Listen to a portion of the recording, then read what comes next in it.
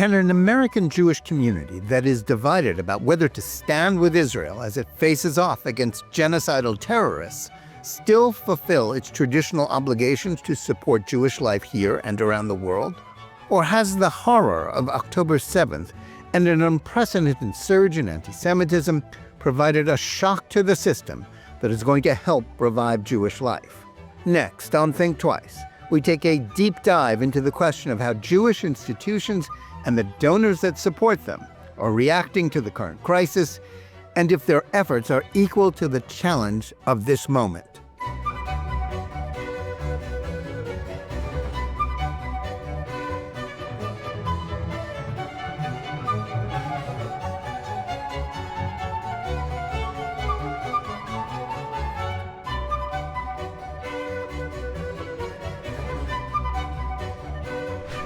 Hello, and welcome to Think Twice. Today we have a fascinating conversation about the state of American Jewish life as seen through the prism of its philanthropic culture with eminent scholar Jack Wertheimer.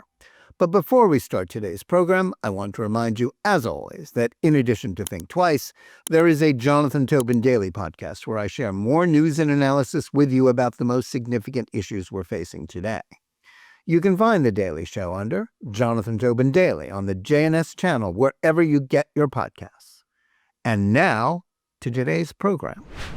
When Jews gather in synagogues on Yom Kippur, they are going to be, as they always are, asked to give to their communal institutions. And Jewish groups are, as they always have, using the high holidays as a propitious time to ask the public for the funding they need to survive and thrive. Philanthropy has always been at the center of Jewish communal life for religious and historic reasons. But in the 21st century, as the Jewish community undergoes enormous demographic changes as well as political shifts, how will that impact Jewish life and the culture of philanthropy? Can a Jewish community that is so divided about life and death issues like the war on Israel, as well as under pressure from an unprecedented surge in antisemitism, respond effectively to these challenges with either existing, often failed institutions and major groups and federations that interest fewer and fewer Jews? One person who has devoted his life to studying these issues is the distinguished scholar Jack Wertheimer, who has just written an important new book on the subject. Jack Wertheimer is Emeritus Professor of American Jewish History at the Jewish Theological Seminary.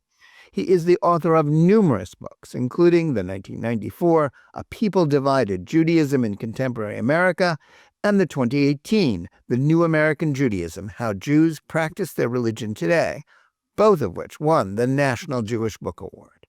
And he is the author of the new book, Jewish Giving, Philanthropy and the Shaping of American Jewish Life. Jack Wertheimer, welcome to Think Twice. Thanks so much. It's a pleasure to be with you, Jonathan. Well, thank you, Jack. Thanks for taking the time to join us today. I want to start, as I often do with authors, by asking why you thought it was important to write a study about Jewish giving right now. What is it about the history and the current state of American Jewish philanthropy that you thought was particularly timely for readers in this moment in our history? Sure. American Jewish philanthropy has been held in high esteem, not only by Jews, but also by outsiders for a good deal of American Jewish history. There was a famous article that appeared in Fortune magazine in the early 60s, which described the miracle of Jewish giving. That's their terminology, not mine. And that miracle was not only the sums of money raised, but also this infrastructure that was created to raise that money and also to disperse it amongst Jews. That high regard is being questioned in our own time, has been questioned in the recent decade or so. And it's been questioned from a number of different sources. One form of questioning, which is not actually new to this century, but began already at the end of the previous century, focused on the question, as it was stated in a famous article, will the well run dry? And the concern of the two prominent sociologists who wrote that piece was that as American Jews were assimilating into American society that fewer Jews would be interested in supporting Jewish institutions. And I should stress here that my focus in this book is on giving to Jewish causes. There's a whole other realm, important realm, in which Jews give quite generously to a whole range of non-sectarian causes. But my focus is on giving specifically to Jewish causes. And so the concern was that that well would dry up. It was somewhat ironic that that piece appeared, and not long afterwards, there was an upsurge in giving, especially surrounding Israel and Israel's needs, and that persisted quite a period of time. But that worry about the future of Jewish giving is something that has persisted. It may be something endemic to Jewish life, where we worry about the future. Will there be a future? Will there be continuity to Jewish life? And that was one aspect of it, but not the only one. The other aspect is that there are increasing numbers of critics of Jewish philanthropy out there who are concerned about too much Jewish money going to support Jewish causes, which is kind of the reverse of the first thing I discussed. And there, the concern is that Jews have become too parochial. They're primarily supporting Jewish causes. They're getting involved in very internal types of things. I mean, supporting Jewish day schools, supporting Jewish camps, when people in Africa and Asia are starving. And that has been a concern that's been voiced by quite a number of prominent writers, many of them of Jewish background, but not necessarily involved with Jewish life. The third area of criticism has actually come internally, and that is that criticism focuses not on Jewish giving, but rather where that money is going. Is it being allocated in the best possible fashion? Are the priorities correct? And also, to what extent are the relationships between donors and grantees as healthy as they ought to be? And so all three of those critiques fascinated me, and I wanted to learn more about, so what's actually happening? Have the dollars been declining, in fact? Are there fewer donors to Jewish causes? Is it true that Jews are primarily now giving to non-sectarian causes? And what is the relationship between grantors and their grantees? And those are the primary questions that I ask in this book. Well, let me jump right in on one question that you raised that interests me. Are Jews giving more to non-Jewish causes? Is that a fact? I think it's a widely held assumption within the Jewish community. Yes. Well, and here I have to clarify one point here. It is impossible to know how much money American Jews are giving to non-sectarian causes. There is no way to track that. Mm-hmm. I could explain it, but it's a complicated story.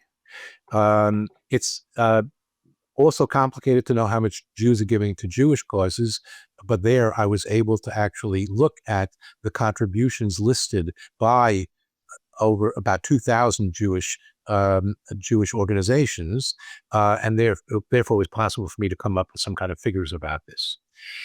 To answer your question directly now, what we do know is that in the 2020 Pew study, which is the latest national study we have, for the first time in decades, the majority of Jews claimed that they did not give to a Jewish cause during the prior year. Now, that's a bare majority, I want to stress. It's 52% versus 48% who claim that they did give. But it's quite noteworthy. So that's one issue. Mm-hmm. There's another way of getting at this, which has been commented upon a great deal, and that is we know a lot about foundations because foundations have to file reports with the Internal Revenue Service, which then are made public. And so we know about foundation giving. And what we know is that among the foundations that do give to Jewish causes, the vast majority of the giving continues to go to non-sectarian causes.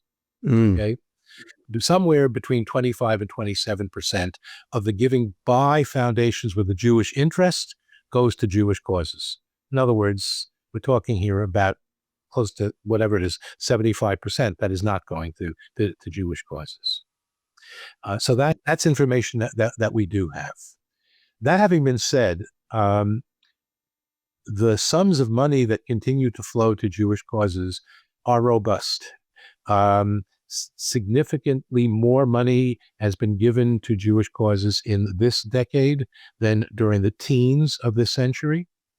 And while we don't know what has happened in exact dollar terms since October the 7th, anecdotally, what I've heard from people who are in this business is that Jews have come out of the woodwork to give in support of Israel and support of Jewish institutions. Whether that will continue is, of course, the great question. Right. Now, relating to that famous article that you cited a few minutes ago, the assumption on the part of many people is that Jews prioritize philanthropy more than other groups, and that it is more successful than that of other groups in doing so. I guess, your book is in part a history of Jewish giving and Jewish philanthropy. Is that really true? And how has this also played into stereotypes about Jews being insular and other sort of things that can at times, feed anti-Semitism? Right. Well, so there was a study that was done in the 80s, I believe it was, of the last century, which actually did compare the giving by Jews as opposed to other American religious groups. And what it claimed, this was done by a Catholic scholar, what it claimed was that Protestants and Catholics do not give as generously as Jews give to all kinds of causes. We don't have anything that's more recent than that, although it was suggested in one study that was done in 2013 that is also the case, and that's based upon the responses of Jews that they continue to give generously. Now, in addition to that, what we can do is just take a walk. That's how my book begins. Take a stroll through the major campuses in the United States. Take a stroll through cultural sites in the United States and take a look at the names on those buildings.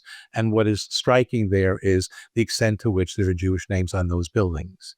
I could talk about New York City, but we could talk about many cities around the country where that is the case. And one piece of evidence I would cite for this also, which is not of a quantitative nature, is just take a look at the eagerness with which major cultural institutions, universities and the like, have welcomed Jews onto their boards, because they understand that Jews do give. Yeah. Now, how does that feed into anti-Semitism? Well, we also, again, have anecdotal information about the significant dollars that Jews have been donating to political causes, especially the Democratic Party. So how does that feed into anti-Semitism? Well, if you don't like that the Democrats are getting money from Jews, then you're going to be unhappy with what Jews are doing. So there are consequences to that. Obviously, Jews make the calculation that they want to support the political causes that they support. Yeah, I mean, that kind of discussion goes two ways. On the one hand, we know that, an obsession with what Jews giving does feed anti-Semitism the way that you just said. On the other hand, criticizing Jewish donors, or at least donors of Jewish background, for the things that they give to is not necessarily anti-Semitism. And that's an issue with George Soros, whose foundations probably give more to a variety of causes than almost any other philanthropy in the world. And, I would argue, and indeed I have written, that, he's contributed to some of the worst things in American life, including trying to get prosecutors who are, soft on crime and supporting anti-Israel groups, among many other things. And so that's not anti-Semitism, but this is the dynamic that plays out. Yes. Yes. And what you've introduced here now is the whole political dimension. In this highly politicized environment in which we live, people are paying attention to how different groups are behaving and giving, and focusing especially on Jews and Jews of some wealth. The complication in this story for people inside the Jewish world is that many of the most prominent individuals who are giving and who are associated as Jews are Jews of Jewish background and not necessarily identified in other significant ways with Jewish life. Yeah, they're not really supporting Jewish life, but they're just Jewish donors. Exactly. Right. Yes. Now, what I was going to say is that this also complicates matters. What is Jewish giving? Is Jewish giving to Jewish causes? I wouldn't say that, although for the purposes of my book, I do say that because my focus in the book is on giving to Jewish causes. But there are many Jews who will claim that my giving is an expression of my Jewish values, or what I think to be my Jewish values, or what I think to be Jewish values. And so I don't know about George Soros particularly, but there are many people who give with that conviction that I am acting out my values here, and I derive those values from my Jewishness. Yeah. Now an element about the discussion about Jewish giving that makes a lot of people angry, and always has, and is a theme that kind of runs through your book, is the question of whether large donors have too much influence over the community. As you write, this is nothing new in Jewish history. I mean, dating back, to, earliest colonial era, and indeed, in other countries in the past as well. But is there something about this moment that makes it particularly divisive? And do you think a Jewish philanthropic world driven by big donors is more or less likely to make good decisions for the community? So I would question the assumption that the donors are driving the agenda. Mm-hmm. They're driving some agendas. But one of the points that I try to make in my book is that the big foundations, and that's what people seem to refer to when they talk about the big donors, Mm-hmm. account for probably no more than 20% of all giving to Jewish causes. That leaves 80%. Now, that 80% is coming from Jews of means. But those means may mean that they're giving $10,000 or $50,000 or $100,000 a year. Okay. Mm-hmm. But in the aggregate of that giving accounts for the vast majority of what is given to Jewish causes. And there is a fixation on what the foundations are doing, in part because they are doing something different. And the distinction that I would draw here is between sustaining activities, meaning donors who are giving to sustain Jewish life by supporting synagogues and Jewish educational institutions and cultural institutions and various kinds of social welfare institutions, for that matter. They're sustaining gifts, whereas the foundations, particularly those that are staffed, think very differently about these matters. They're interested in innovation. And which is not to say that the principles of those foundations don't also give to help sustain institutions. In other words, their foundation may focus on innovative programs, but they may write very large personal checks to their federation, to their synagogue, to the day school. Right. And many of them do that. So that distinction between sustaining and innovating, I think, is critical. And I think the criticism comes primarily because some people are not happy with the emphasis on innovation or the types of innovation that are being supported. And that's true, including professionals of the Jewish community who have said to me, we know what works. Why are they spending their money on things that are questionable, that have not proven their value at this point? And that's one type of criticism that's offered.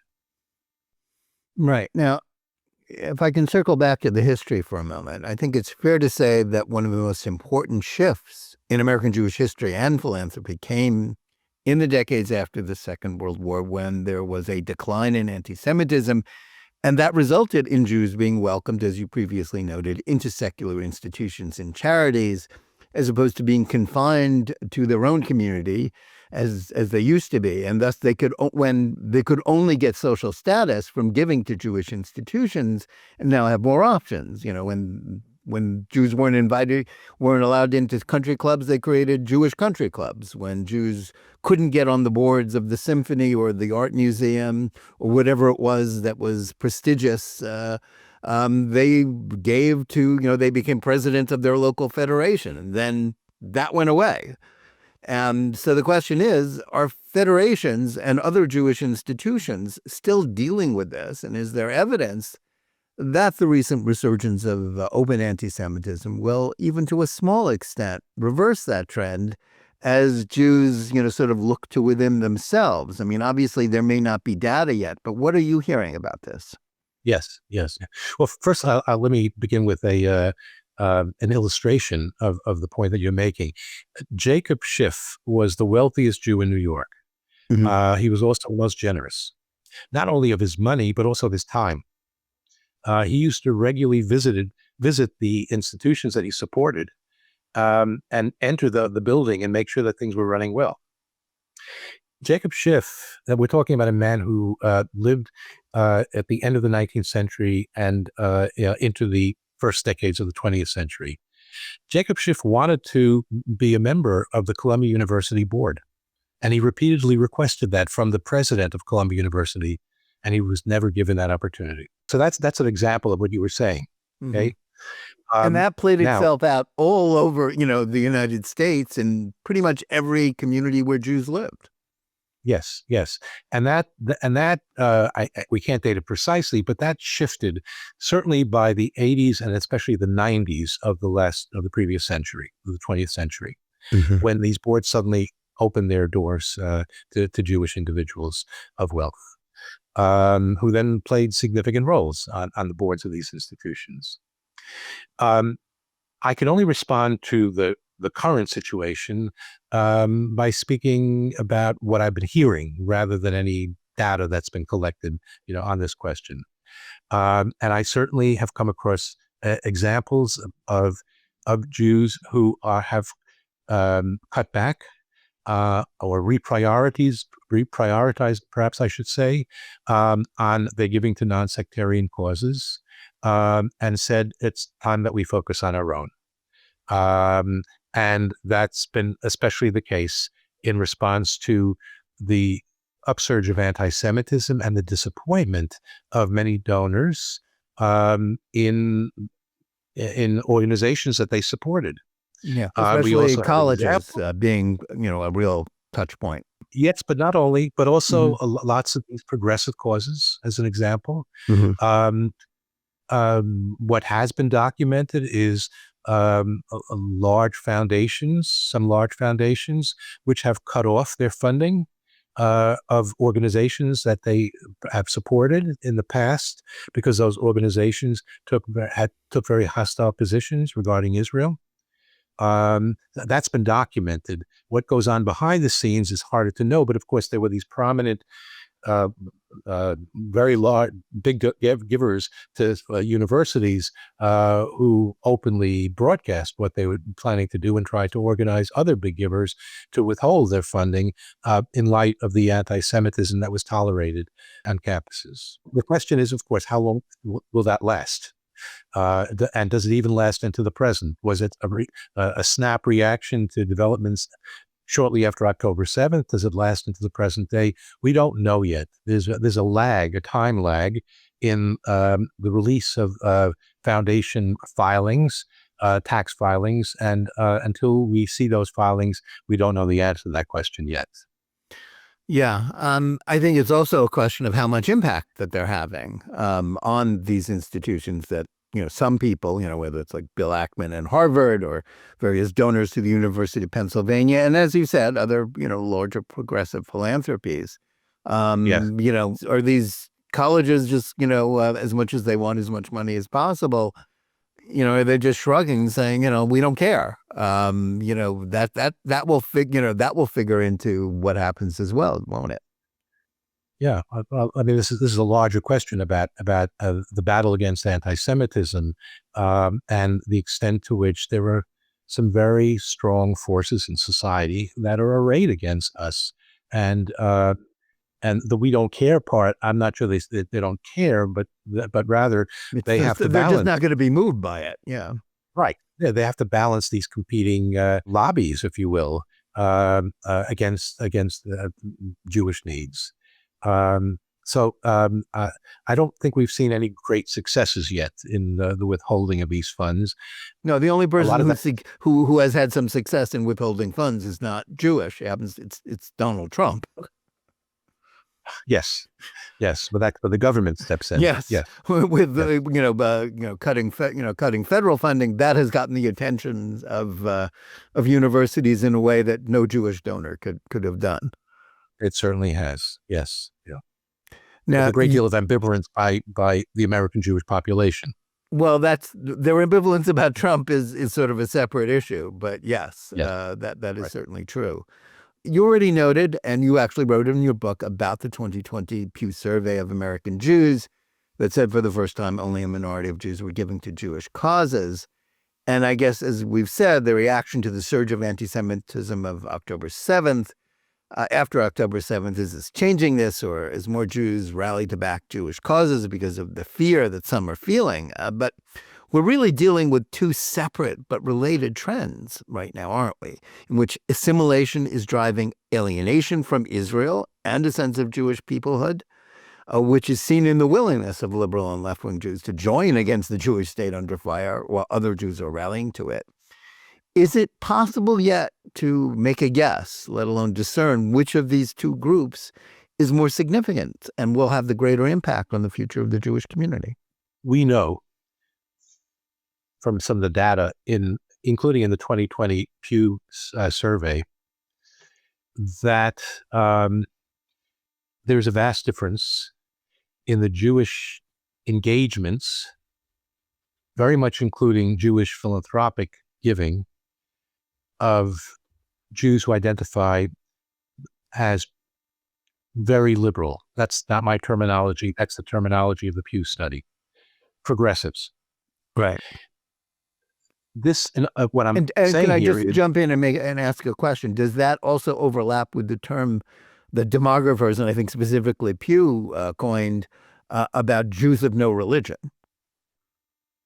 yes, there is a strong overlap between those. Yes, but the Jews of no religion also overwhelmingly do not Are give to Jewish politically causes. liberal, yes. Or to be put things differently, Jews of religion overwhelmingly do give to Jewish causes. It is incorrect to say that this is a phenomenon solely or largely of the current situation, because the survey I alluded to was done in 2020, all right? Mm-hmm. Before October 7th, obviously. Right. And it's been a trend that's been building. There's enormous difference between Jews who identify as progressive in terms of their Jewish commitments. Again, I'm talking about the aggregate. There are exceptions, of course. And Jews who identify as liberal. Okay? The distinction between Jews who identify as liberal as opposed to very liberal, Jews who identify as liberal tend to be much stronger in their Jewish engagements, but also are much more likely to give to Jewish causes. And then to just turn to the other end of the spectrum, Jews who identify as conservative are pretty much the same as Jews who identify as liberal when it comes to have you given to a Jewish cause during the past year. But those who are very conservative are the most likely to have given to a Jewish cause. But there's another element to your question, or that I would add to your question, and that is the generational question. From everything that we've seen so far, younger Jews have been much more influenced by, affected by, they've been exposed much more to the, I'll call it, insane social media. That's not even the right word, the propagandistic social media, I should really call it. And they don't seem to have the wherewithal to place that in perspective and to ask the question, how much of this is being distorted? And I worry about the impact, the longer term impact that this will have on younger Jews, not only in terms of their identification with Israel, which is important enough, but also their identification as Jews. I'm ashamed to be a Jew in this time, right? all the discussion about the unethical behavior of Israel, let alone Israel committing genocide, which Yeah. is just rolls off the tongue of so many people, and it's taken for granted.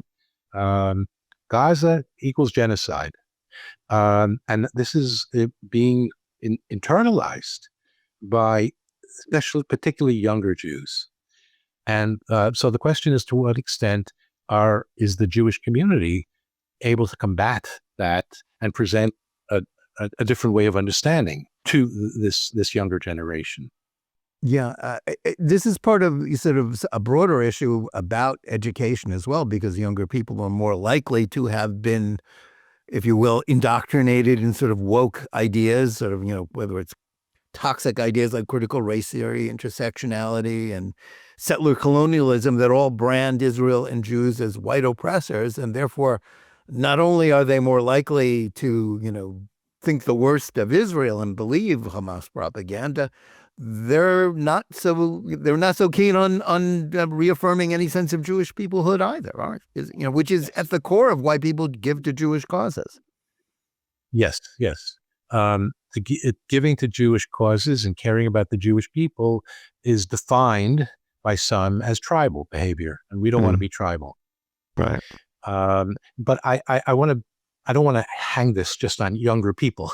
They have to be particularly susceptible to the social media. We have to be concerned about the larger impact of the propaganda that is being disseminated from all corners, and also the sense of isolation that many Jews feel. Now, to come to your question more directly, there are two ways to respond to this. In some cases, Jews are falling back upon their Jewish identity, especially those who have encountered anti-Semitism.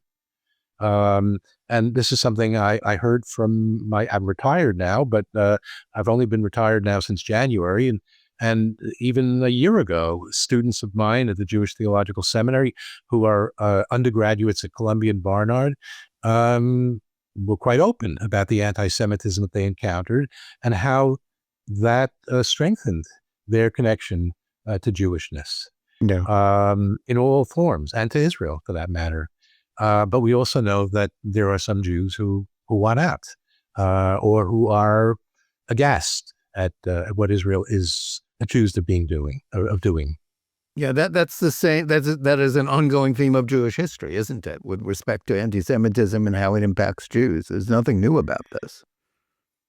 Yes, in terms of this kind of bipolar, response to that reality. Yes, we could focus on philanthropy, but also focus on other aspects of Jewish life. It's the middle group that we need to be most concerned about, because we know that some are gravitating towards greater commitment. The Jewish Federations of North America came out with this famous study that after October 7th, finding a surge of interest in matters Jewish and in Jewish identity. And they've continued to demonstrate that. And yet we also know that there are Jews who are checking out. But that may be 10 to 15% of certain age cohorts. But what about those who are in the middle, and what can be done to strengthen them in their commitments and their identification with Jewish life?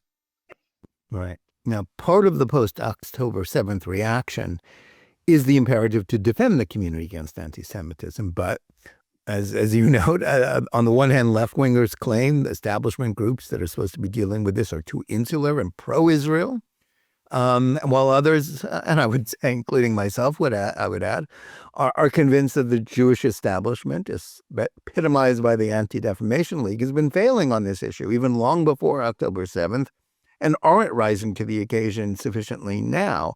How is this impacting Jewish philanthropy and Jewish giving, as both the groups that are supposed to be defending the Jews, like ADL, American Jewish Committee, are raising money on the strength of their reactions to October 7th and anti-Semitism, and the fact that it's created a sort of a boom of more Jewish organizations, more alphabet soup, just what we needed. Of people who are saying they're failing. We need different people to do these jobs. How does this work out? Right. I we're wandering away here from philanthropy, but in some senses, what we were also demonstrating is the interconnection between philanthropy and Jewish identity and Jewish engagement, which is a theme that I stress in my book as well.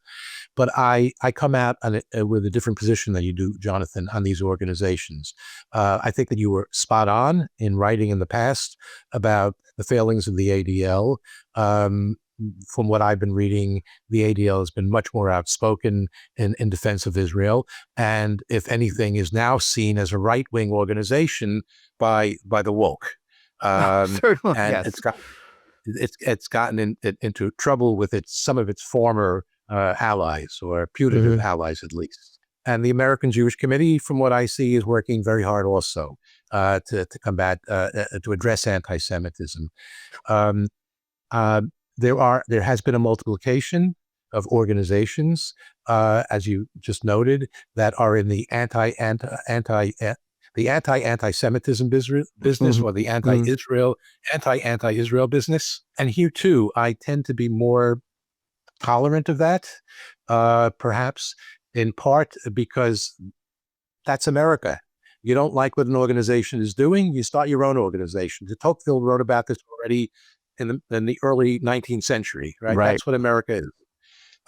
Associations. And yes, the people have new ideas about how to address anti-Semitism. So be it. That having been said, none of these groups collectively has been able to quash anti-Semitism in this country, and it continues to spread in the ugliest possible ways that we have not seen in our lifetimes, until the last 2 years. As I said, I'm more forgiving of that because I think this is a very uphill battle, considering the powerful forces out there that are arrayed against us, and also the fact that so much of this anti-Semitism is not based upon reason, facts, correct information, and that makes it a very difficult, and is based on conspiratorial views. And as you know very well, it's very difficult to confront conspiratorial views. Yeah. Which is something that Jews have lived with for the last 2,000 years or more. Okay. Now, to go back a bit to the question of Jewish giving. Yes. Forgive me for straying for a bit. I think a core issue at the heart of your book is this 21st century conflict between the tradition of communal philanthropy represented by umbrella groups like federations and the impulse for donors to do their own thing and create boutique foundations that represent specific interests or whatever their passions are. It seems as if the latter is prevailing, as federations seem to be declining in importance and fundraising. But as much as that may seem a response, in the views of some, to establishment failures, isn't the problem that creates is that without some sort of communal process, albeit conducted by self-chosen leaders, nobody elected, that the communal response to problems like assimilation or continuity, as we're no longer calling it, isn't likely to happen unless somebody's trying to make a decision for the whole community as opposed to just going off on their own. Right. So a couple of things in this regard. You started with federations. Let's understand that the challenges facing federations are not a solely Jewish issue, but rather an issue of all umbrella organizations in this country. United Way, for example, has suffered also. Boutique giving, I want to decide where my dollars go. I don't want you to decide for me. That is a mindset that has developed in this country, and it's not unique to Jews, and it's understandable, right? I mean, it is, as you said, very typically American that we go our own way. We don't want to be told by groups what to do. Well, especially in an era of heightened individualism. That we've been living with since the 60s, right? Right. And so it's kind of inevitable that Jews will be affected by this also. I find it interesting, though, and heartening, frankly, that throughout this decade, starting with COVID, and then with the surge of anti-Semitism, and then the Gaza war and all the other wars that Israel's fighting, that there's been some rethinking going on. And there is more collaboration, maybe too strong a word, but certainly cooperation between these large foundations and some of the large federations, that they meet regularly with each other. They share information with each other. They plan together. And I'm not trying to make this sound as if everything is all happy and kumbaya between these different groups, because they have different agendas. They also have different constituents whom they feel responsible to. But that having been said, there's a far greater effort to work with each other. And I think actually that this began already during COVID, when the large foundations realized that it's very nice that we want to innovate, but there's a possibility that major institutions in Jewish life are going to collapse. And so they created funds to help support these institutions, JCCs, that couldn't open their doors, synagogues that couldn't open their doors, right? And that process has continued. So the story is not as bleak for federations and some of these other legacy organizations than would have imagined. As you just pointed out, some of the large defense organizations are pulling in more dollars now than they have in a long time. Sure. Because there's a recognition that these legacy organizations have the experience and the boots on the ground that they could actually act with alacrity. And that has helped these organizations a great deal. Now, as to your other point, in an age of individualism, people will say, no, I want to make these decisions. And you're absolutely right that the consequence of that is that we do not have a structure in this country, a strong structure, that does set an agenda, which was not the case during the heyday of the federations in the middle decades of the 20th century, when the agenda was set by federations.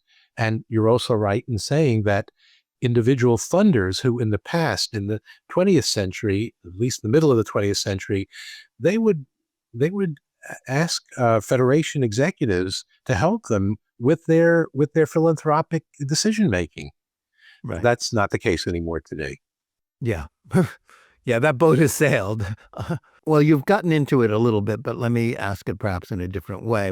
My next question is one of the key events in recent American history was the COVID pandemic.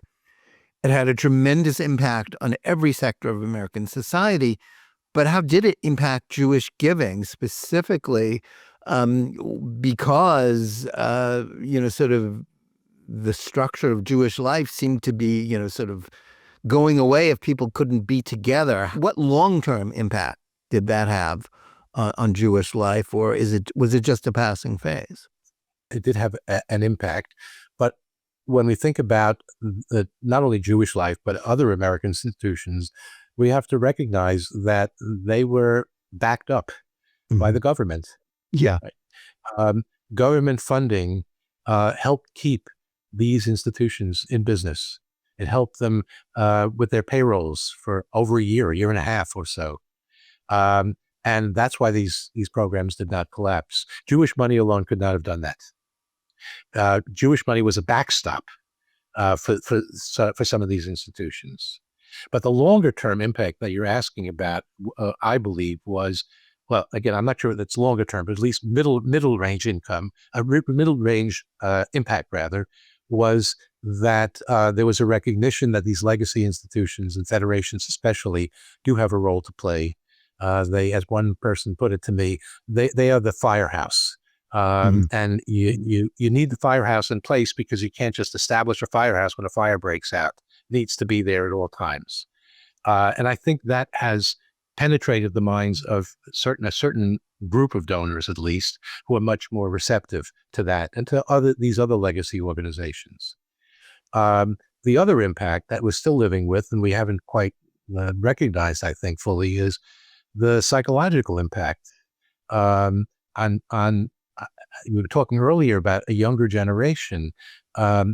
College students today live through that period of time in their parents' basement, or or at home, Mhm. and they took their classes online. And what psychological impact did that have upon them? Again, this is not confined to Jews, but this is a much larger issue in American society. And I think that we're going to see some books coming out in the near future that are going to uh, connect the dots, that some of the behavior of younger people may well be connected to that awful experience that they had during COVID itself. Yeah, I Um, would say that they're going to be carrying it around with them their whole lives, the way the generation that lived through the Depression carried that around with, or World War II carried that around with them their whole right. lives as well. Well, that's one of the big questions. Mm. Yes. As a result of that, prior to October the 7th, an important shift in giving by some of the large funders, in fact, was to help support institutions that in the past they had not supported as well, such as Hillel. Um, and they were specifically interested in providing counseling for students and psychological help for students because they recognized that educational institutions were the way to meet the needs of younger people, school Yeah. age people. Now, post-COVID, it would appear that, one of the impacts, or at least part of it, was that there has been a shift in population movement in the United States from traditional Northeast urban areas to the South, specifically from New York to Florida, as well as from, say, Los Angeles to Texas. How will this shift from blue states increasingly dominated by anti-Israel politicians to red states run by those who support Israel, but who aren't necessarily popular with the majority of Jewish voters, who are still liberals and Democrats? How does that impact the Jewish world? And how does any potential shift, in this, in political affiliation impact institutions that are supposedly nonpartisan? And how does that play out in philanthropy? Okay. I'm going to pick up on the philanthropy part of it because obviously what you're raising is a very large political question also. Mhm. Um, But it's also a um, question of fact as institutions, say in the Northeast, as Jewish population declines, and there was plenty of evidence of Jewish population decline, before all of this, but Jewish growth in places like Florida and perhaps Texas as well, that's got to impact the way these groups and philanthropy operate as well. Yeah, well, I can tell you that in the years since COVID, um, in my conversations with federation heads in Florida, especially Southeast Florida, uh, they were riding high. Yeah. They encountered many new Jews who were coming down their way who were more than happy to help them out. Now, at, initially, what I was told is at least that initially these Jews continued to give to their up north federations and other Jewish organizations to support them, as well as to support local institutions in Florida. Um, but there's less of that happening, and interestingly, accountants are playing a role in this because they're advising their clients that if you keep on giving to institutions in the north, um, You're the going to be IRS taxed in New York. Yeah. exactly right.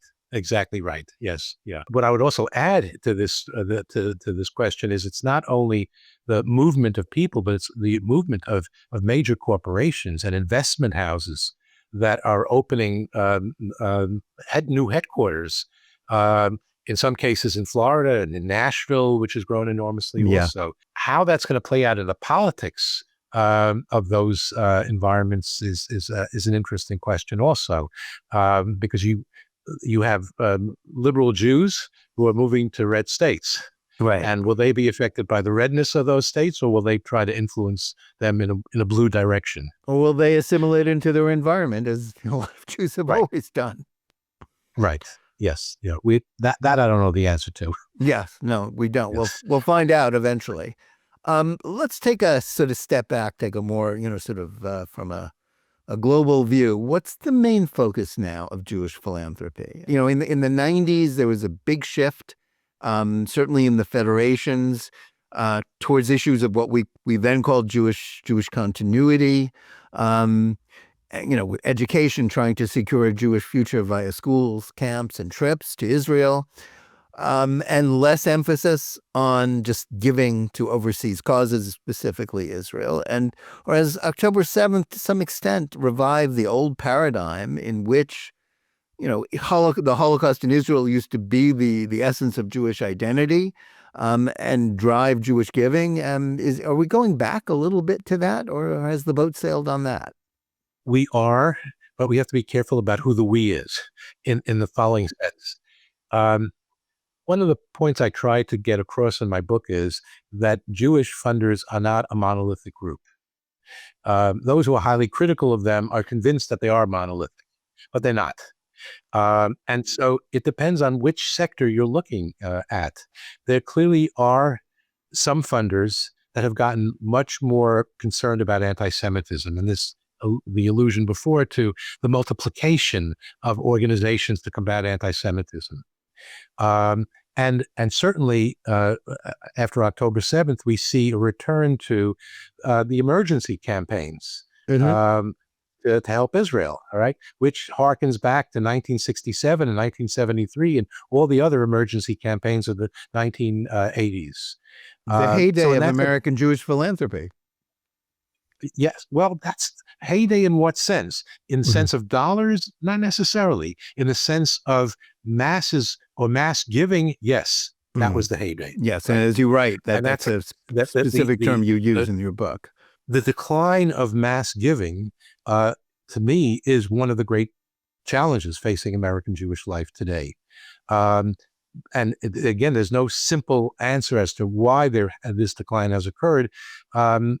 Some of it has to do with attitudes towards Israel, but a lot of it has to do with just attitudes towards being Jewish, and intermarriage and the impact of intermarriage on the next generations. So there are a variety of factors that are involved. But to come back to your question now about philanthropy, what I have heard from some of the foundations is that even as they recognize the importance of support for Israel, they're recognizing the vital importance of educating the next generation, and not only educated in a formal sense, which is important, but also socializing them into participating in Jewish communal life. Because without that, there won't be a future to Jewish philanthropy in the next generation. And also the concern about the impact that the social media is having on those populations. So I think what we're seeing also is investments in educational opportunities and initiatives, not only formal, but also informal. That's, I think, where some of the big action is in terms of the larger funders. Yeah. Last, I want to drill down for a moment on the question of how attitudes towards Israel, which I think are linked to those about Jewish peoplehood, are likely to play out with respect to the future of Jewish institutions. Institutions like the non-Orthodox seminaries now admitting open anti-Zionists to become rabbis. What is the future of a Jewish world that is likely to become more and more led by people whose priorities are more likely to be about tikkun olam and liberal ideas and about social justice than specifically Jewish causes? Or is this just the way institutions always adapt to changing populations and their priorities, the way they did in the past when the issue was, say, helping Jewish immigrants a century ago? Right. Well, as you know, I spent my career at one of those training schools for rabbis, and so I'm somewhat defensive of these institutions. To say that only one of those institutions that trains rabbis is neutral on the matter of Zionism. True. Conservative Rabbinical Seminary, the Reform Rabbinical Seminary are Zionist institutions. They're self-declared Zionist institutions. Will that change? I don't see that happening in the near-term future, but I'm not a prophet. But I also want to put something else on the table, which I just heard about this week. I was told that, that over the course of the last 20 years or so, 25 years, there's been a multiplication of minyanim, independent minyanim, where people come together to pray on a regular basis, every Shabbat morning, whatever happens to be. And I was told that about one particular minyan that has fractured and has spawned two anti-Zionist minyanim, one Zionist minyan, and now people want to establish a neutral minyan where Israel is just not discussed. The point I'm driving at here is that we can't assume that those people who are alienated from Israel are necessarily going to be alienated from their Jewishness, let alone Judaism. Mm. And so we may see the emergence. You may not be happy about this, but we may see the emergence of very different forms of Jewish expression, including religious expression. We certainly know that there are some Jewish anti-Zionists who claim that they are regular synagogue attenders. Will that last? Will that have a life to it? I don't know about that either. But that's one of the new complications that has been emerging. Well, schisms are nothing new in Jewish life and Jewish history, so there's no reason to think that can't happen. But anyway, Jack, thanks so much for joining us today and for all of your insights about the state of Jewish life. And I recommend your new book, Jewish Giving, for anyone who wants to know more about a vital topic about the future of the Jewish community. We also want to thank our audience. Please remember to read JNS at jns.org and subscribe to our newsletters, and also to tune in every day for Jonathan Tobin Daily Edition, which is available on all of the audio podcast platforms. And whether you're listening to us on any one of those various podcast platforms, watching us live on Facebook or X, or on the JNS YouTube channel, please like and or subscribe to JNS. Click on the bell for notifications and give us good reviews. Please write to us at thinktwice@jns.org and let us know where you listen or watch the show and what you think about it. And we're in the middle of the holidays. I want to wish everyone a happy and healthy, peaceful and sweet new year of 5786. Shana Tova from all of us at JNS. And remember, keep reading and thinking for yourself. And we'll see you again next week.